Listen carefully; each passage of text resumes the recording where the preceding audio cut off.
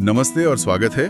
आज हम जिस विषय पर बात करने जा रहे हैं वो हमारे चारों तरफ है, लेकिन हम शायद ही उस पर ध्यान देते हैं। हम बात कर रहे हैं ग्राफिक डिजाइन के सिद्धांतों की।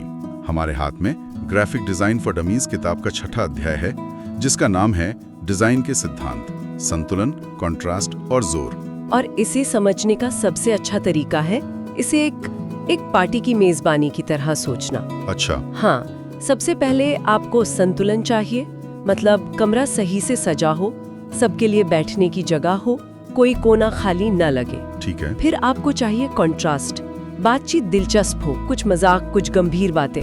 और आखिर में आपको चाहिए जोर या एम्फेसिस। Guest of honour? बिल्कुल, यानी पार्टी का गेस्ट ऑफ ऑनर, जिस पर सबकी नजर हो। अरे वाह, ये तो बहुत दिलचस्प तरीका है इसे देखने का। तो मतलब हम आज ये सीखने वाले हैं कि एक अच्छी विजुअल पार्टी कैसे दी जाती है। हाँ, कुछ वैसा ही। किताब में लिखा है कि ये सिद्धांत सिर्फ डिजाइनर ही नहीं, बल्कि आर्किटेक्ट और कलाकार भी मतलब सदियों से इस्तेमाल करते आ रहे हैं। बिल्कुल, ये कोई नए नियम नहीं है।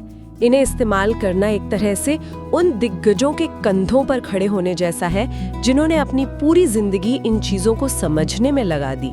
तो ये हमें एक अच्छी शुरुआत देते हैं। हाँ, एक अच्छी शुरुआत। ये अच्छे डिजाइन की गारंटी तो नहीं है, लेकिन इनके बिना एक अच्छा डिजाइन बनाना लगभग नामुमकिन है। और ये भी याद रखना जरूरी है कि कल्चर का भी इस पर असर पड़ता है। जैसे कुछ जगहों पर लोग दाएं से बाएं पढ़ते हैं, तो डिजाइन के नियम भी थोड़े बदल जाते हैं। सही बात है। ठीक है, तो चलिए पार्टी का पहला नियम समझते हैं, संतुलन। इसका मतलब है कि डिजाइन में एक तरह का ठहराव या स्थिरता हो। जी, संतुलन। कुछ भी अजीब या एक तरफ झुका हुआ न लगे।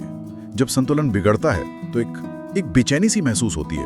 और संतुलन बनाने की कई तरीके हैं। हम 4 मुख्य प्रकारों पर बात करेंगे: सममित, असममित, रेडियल और क्रिस्टलोग्राफिक। सबसे पहले सममित संतुलन। ये सुनने में थोड़ा टेक्निकल लगता है, पर असल में ये वही है जो हम अक्सर देखते हैं। सोचिए, सरकारी इमारतों, बैंकों के लोगो या शादी के कार्ड में इसका इस्तेमाल क्यों होता है? क्योंकि ये हमारे दिमाग में तुरंत भरोसा, स्थिरता और वो परंपरा का भाव जगाता है। अच्छा। ये डिजाइन की दुनिया का सब कुछ नियंत्रण में है कहने का तरीका है। इसे उदाहरण से समझाइए। इसे ऐसे सोचिए, बीच में एक सीधी खड़ी नीली तिकोनी आकृति है। अब उसके बाईं तरफ एक हरा गोला और एक नारंगी चौकोर रखिए। ठीक है। फिर ठीक उतनी ही दूरी पर दाईं तरफ भी एक हरा गोला और नारंगी चौकोर रखिए। बन गई ना एकदम शीशे जैसी इमेज। ये सममित संतुलन। समझ गया। अब बात करते हैं असममित संतुलन की, और ये मुझे थोड़ा कंफ्यूजिंग लगता है। मतलब अगर एक तरफ एक बड़ा एलिमेंट है और दूसरी तरफ छोटे छोटे, तो वो संतुलित कैसे हुआ?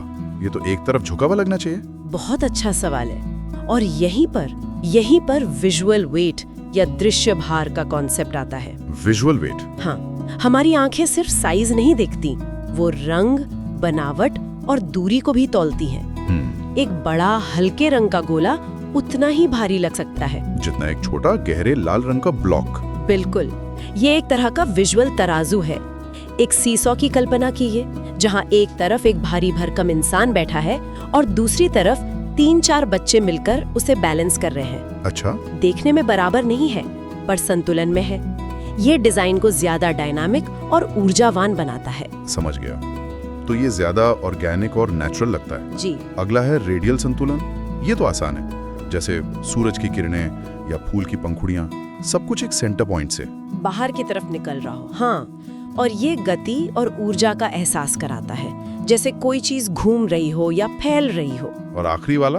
और आखिरी तरह का संतुलन थोड़ा अनोखा है। सोचिए, जैसे दिवाली की रंगोली या पुराने जमाने की टाइलों वाली फर्श। मोज़ेक। हाँ, मोज़ेक। कोई एक हीरो नहीं होता, हजारों छोटे छोटे पैटर्न मिलकर एक खूबसूरत डिजाइन बनाते हैं। सब कुछ जरूरी है, लेकिन कुछ भी अकेला नहीं चमकता। इसी को संतुलित अराजकता या मोज़ेक बैलेंस कहते हैं। ठीक है, तो संतुलन से डिजाइन में एक तरह का ठहराव और शांति आ जाती है। हमारी पार्टी का स्टेज सेट हो गया है। जी। लेकिन अगर सब कुछ ही शांत हो तो पार्टी बोरिंग नहीं हो जाएगी। हमें कुछ ड्रामा, कुछ मसाला भी तो चाहिए। बिल्कुल, और वही मसाला है हमारा दूसरा सिद्धांत, कॉन्ट्रास्ट। कंट्रास्ट? कॉन्ट्रास्ट का मतलब है चीजों के बीच का फर्क। यही वो चीज है जो डिजाइन को दिलचस्प बनाती है और देखने वाले की आंखों को गाइड करती है कि पहले क्या देखना है। तो ये सिर्फ ध्यान खींचने के लिए है? दिलचस्प बात यह है कि कंट्रास्ट सिर्फ किसी चीज पर जोर देने के लिए ही नहीं, बल्कि किसी चीज के महत्व को कम करने के लिए भी इस्तेमाल किया जा सकता है। अच्छा, कंट्रास्ट पैदा करने के तो कई तरीके होंगे। किताब में एक मजेदार चुटकुले का उदाहरण था। हाँ, वो वाला। सवाल था, What do you call a guy who's had too much to drink? और उसका जवाब, a cab, गहरे लाल रंग में लिखा था। बाकी सब कुछ काला था, पर वो लाल रंग सीधा आपकी आंखों में खटकता है। बिल्कुल, वो पंच लाइन पर जोर देता है और वो रंग कंट्रास्ट का बेहतरीन उदाहरण है। इसी तरह टोनल कंट्रास्ट होता है, यानी हल्के और गहरे रंगों का फर्क। इसे कैसे पहचाने? एक अच्छी तरकीब है, किसी भी डिजाइन को देखते हुए अपनी आंखें थोड़ी सिकोड़ लीजिए। अच्छा। हाँ, रंग धुंधले हो जाएंगे और आपको सिर्फ हल्के और गहरे हिस्से नजर आएंगे। इससे पता चलता है कि डिजाइन में टोनल कंट्रास्ट कितना मजबूत है। अरे वाह, ये तो बढ़िया ट्रिक है। और बनावटी या टेक्सचरल कंट्रास्ट भी होता है जी, जैसे मैट कागज पर कोई चीज ग्लॉसी यानी चमकदार प्रिंट कर दी जाए। तो ये सिर्फ देखने में नहीं, छूने में भी महसूस होता है। हाँ, और इससे डिजाइन ज्यादा यादगार बन जाता है। और फिर आता है आकार का कंट्रास्ट। एक पुरानी कहावत है, अगर अच्छा नहीं बना सकते तो बड़ा बना दो। हाँ बिल्कुल, बड़ी चीजें ज्यादा महत्वपूर्ण लगती हैं। उस फिल्म फेस्टिवल के पोस्टर को याद कीजिए। हाँ। अगर आप दूर से देखें तो आपको सिर्फ बड़े बड़े अक्षरों में फिल्म फेस्टिवल लिखा दिखेगा, और पास आने पर बाकी डिटेल्स। बिल्कुल, जैसे जैसे आप पास आएंगे आपको तारीखें, इनाम की राशि और वेबसाइट जैसी छोटी जानकारी नजर आएगी। डिजाइनर ने आकार का इस्तेमाल करके पहले ही तय कर दिया कि आपको सबसे पहले क्या जानना है। इसी तरह आकृतियों का कंट्रास्ट भी होता होगा, है ना? जी, जैसे किसी वेबसाइट पर सारा टेक्स्ट चौकोर बॉक्स में हो, लेकिन बाय नाउ का बटन गोल हो, वो तुरंत अलग दिखेगा। हाँ, और अलग अलग आकृतियों का हमारे दिमाग पर अलग असर भी होता है। गोला दोस्ती का एहसास देता है, तो तिकोनापन वो गति और ऊर्जा का। और एक है स्थानिक कंट्रास्ट, यानी स्पेस का इस्तेमाल। ज्यादा खाली जगह लग्जरी और शांति का एहसास दे सकती है। जैसे भांग के तेल की पैकेजिंग का एक उदाहरण है, जिसमें बहुत सारी खुली जगह है। उसे एक प्रीमियम प्रोडक्ट की तरह दिखाने के लिए? बिल्कुल, वो उसे एक प्रीमियम और शांत करने वाले प्रोडक्ट के तौर पर दिखाता है। वहीं कम जगह बेचैनी या अर्जेंसी का एहसास करा सकती है, जैसे किसी डिस्काउंट सेल के पोस्टर में। और आखिर में टाइपोग्राफिक कंट्रास्ट। मुझे लगता है इस बात से बहुत लोग रिलेट करेंगे। मैंने भी कई बार कोई पोस्टर बनाने की कोशिश की है, और या तो सारे फॉन्ट एक जैसे लगते हैं, या फिर पोस्टर एक सर्कस जैसा बन जाता है। इसमें सही संतुलन बनाना वाकई मुश्किल है। ये नए डिजाइनरों के लिए काम चुनौती है।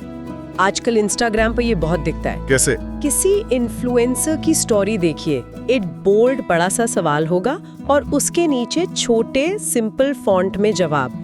वो बिना बताए आपको बता रहे हैं कि क्या पढ़ना जरूरी है और क्या बस एक्स्ट्रा जानकारी है। अच्छा, यही टाइपोग्राफी का कंट्रास्ट है। हेडलाइन, सब हेडिंग और टेक्स्ट को अलग अलग दिखाना, ताकि पढ़ने में आसानी हो। ठीक है, तो अब हमारी पार्टी का स्टेज संतुलन भी सेट है और बातचीत कंट्रास्ट भी दिलचस्प हो गई है। अब बारी है गेस्ट ऑफ ऑनर की, यानी जोर या एम्फेसिस। यही वो चीज है जो डिजाइन में एक फोकल पॉइंट बनाती है, ताकि देखने वाले की नजर सबसे पहले वहीं जाए। बिल्कुल, ये इस बात को नियंत्रित करने के बारे में है कि दर्शक सबसे पहले क्या देखेगा, फिर क्या और उसके बाद क्या। लेकिन ये एक नाजुक काम है। नाजुक कैसे? किताब में एक बहुत अच्छी बात कही गई है कि बहुत ज्यादा विजुअल संकेत इस्तेमाल करने से काम शौकिया लग सकता है। ठीक वैसे ही जैसे किसी चुटकुले का मतलब समझाने से उसका मजा खत्म हो जाता है। मतलब दर्शक को इशारा करना है, चिल्लाना नहीं है। बिल्कुल सही। तो जोर देने का एक तरीका तो कंट्रास्ट ही है, जैसे रास्कल बेवरेज के डिब्बे। हाँ, वो एक बेहतरीन उदाहरण है। ब्रांड का नाम रास्कल बड़े सफेद अक्षरों में लिखा है, जो रंगीन बैकग्राउंड पर एकदम उभर कर आता है, और हर फ्लेवर के लिए अलग अलग कंट्रास्ट वाले रंग हैं। लाइम के लिए हरा, रास्पबेरी के लिए गुलाबी। हाँ, तो आप बिना पढ़े सिर्फ रंग देखकर अपना फ्लेवर पहचान सकते हैं। एक और तरीका है अलगाव या आइसोलेशन। किसी चीज को बाकी सबसे अलग थलग कर दो, उसके चारों ओर खूब सारी खाली जगह छोड़ दो, तो ध्यान अपने आप उस पर चला जाएगा। जैसे आइसोलेशन शब्द में अगर आई को बाकी अक्षरों से थोड़ा दूर कर दिया जाए तो वो तुरंत नजर आएगा। बिल्कुल। एक और तरीका है बस सही जगह पर चीजें रखना।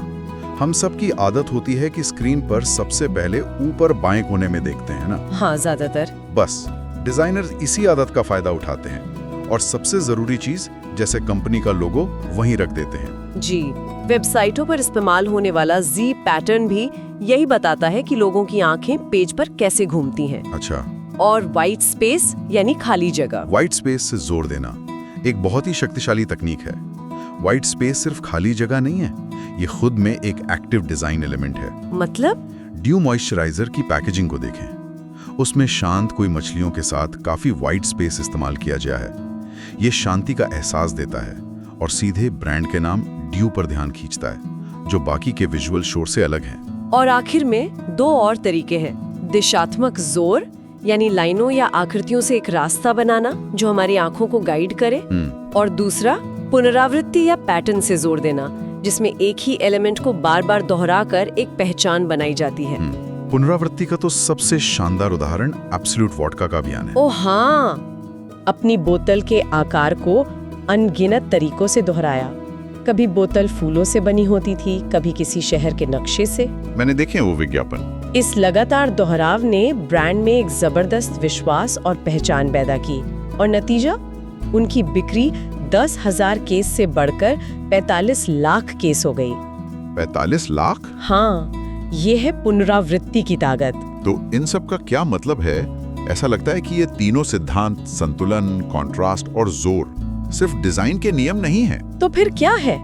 ये कहानी कहने के 3 अध्याय हैं। संतुलन से आप मंच तैयार करते हैं, कंट्रास्ट से आप हीरो और विलन को अलग करते हैं, और जोर या एम्फेसिस से आप दर्शक को बताते हैं कि कहानी का सबसे जरूरी हिस्सा यानी क्लाइमैक्स क्या है। वाह, इससे बेहतर तरीके से इसे नहीं कहा जा सकता। और ये समझना जरूरी है कि ये कोई पत्थर की लकीर नहीं है, बल्कि लचीले दिशा निर्देश हैं। तो इन्हें तोड़ा भी जा सकता है। बिल्कुल। असली कला ये जानने में है कि इन्हें कब और कैसे इस्तेमाल करना है, और कभी-कभी किसी खास प्रभाव के लिए जानबूझकर इन्हें तोड़ना भी जरूरी होता है। एक बार जब आप इन्हें समझ जाते हैं, तो आप रचनात्मक रूप से इनके साथ खेल सकते हैं। और अंत में एक विचार। किताब में कहा गया है कि डिजाइनर धीरे-धीरे अपनी खुद की एक विजुअल आवाज विकसित करते हैं, अपनी एक पहचान। हाँ, तो सोचने वाली बात यह है, इन सार्वभौमिक सिद्धांतों को एक अनोखे तरीके से कैसे जोड़ा जा सकता है ताकि एक व्यक्तिगत शैली बन सके जो तुरंत पहचानी जा सके। ठीक उसी तरह जैसे किसी संगीतकार की धुन या किसी निर्देशक की फिल्म बनाने की शैली होती है। एक सिग्नेचर गिटार रिफ का विजुअल बराबर क्या होगा,